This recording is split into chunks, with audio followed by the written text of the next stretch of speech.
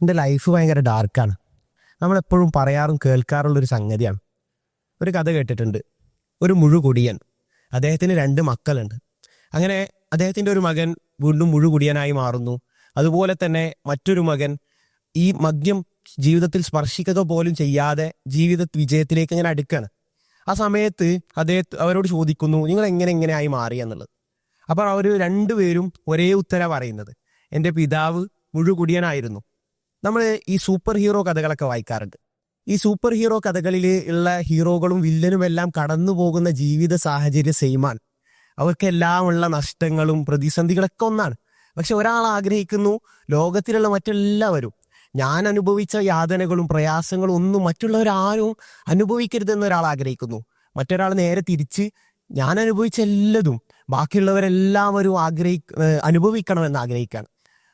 അപ്പോൾ നമ്മുടെ ജീവിതത്തിൽ ഉണ്ടാവുന്ന പ്രയാസങ്ങളും പ്രതിസന്ധികളും ഒരിക്കലും തിന്മ ചെയ്യാനുള്ള ഒരു കാരണമല്ല. നമ്മളൊരു കോട്ട് കേട്ടിട്ടുണ്ട്, നമ്മുടെ ചുറ്റുപാട് ഒരിക്കലും നമ്മളെ ചുറ്റുപാടിൻ്റെ ഇരയാവാൻ വേണ്ടിയല്ല നമ്മളെ ജീവിതം, മറിച്ച് നമ്മുടെ ചുറ്റുപാടിൻ്റെ നമ്മളെ എൻവയോൺമെൻറ്റിൻ്റെ ആർക്കിടെക്റ്റ് ആവാൻ നമുക്ക് സാധിക്കണം. ഇതിൻ്റെ ഏറ്റവും വലിയ ഉദാഹരണം ആരാ അറിയോ?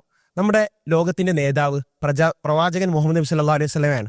അദ്ദേഹത്തിൻ്റെ ചെറുപ്പത്തിൽ തന്നെ മാതാവ് മരിക്കുന്നു. ജനിക്കുന്നതിന് മുന്നേ തന്നെ ഉപ്പ മരിക്കുന്നു. ചെറുപ്പത്തിൽ മാതാവ് മരിക്കുന്നു.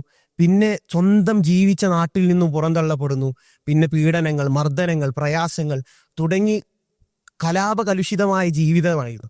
ഈ ജീവിതത്തിൽ എല്ലാ പ്രതിസന്ധികളും തരണം ചെയ്തുകൊണ്ട് ജീവിതാവസാനത്തിൽ ലോകത്തിന്റെ നേതാവായി മാറി എന്നുള്ളത് നമുക്കെല്ലാവർക്കും പാടാണ്. നമ്മളെല്ലാവരും ചെറിയ പ്രയാസങ്ങൾ വരുമ്പോഴത്തേന്, പ്രതിസന്ധികൾ വരുമ്പോഴത്തേന് തളരുന്ന നമുക്കെല്ലാവർക്കും പ്രവാചകന്റെ ജീവിത പാഠമാണ്. അത് മനസ്സിലാക്കാൻ, അത് പ്രാവർത്തികമാക്കാൻ നമുക്ക് സാധിക്കട്ടെ.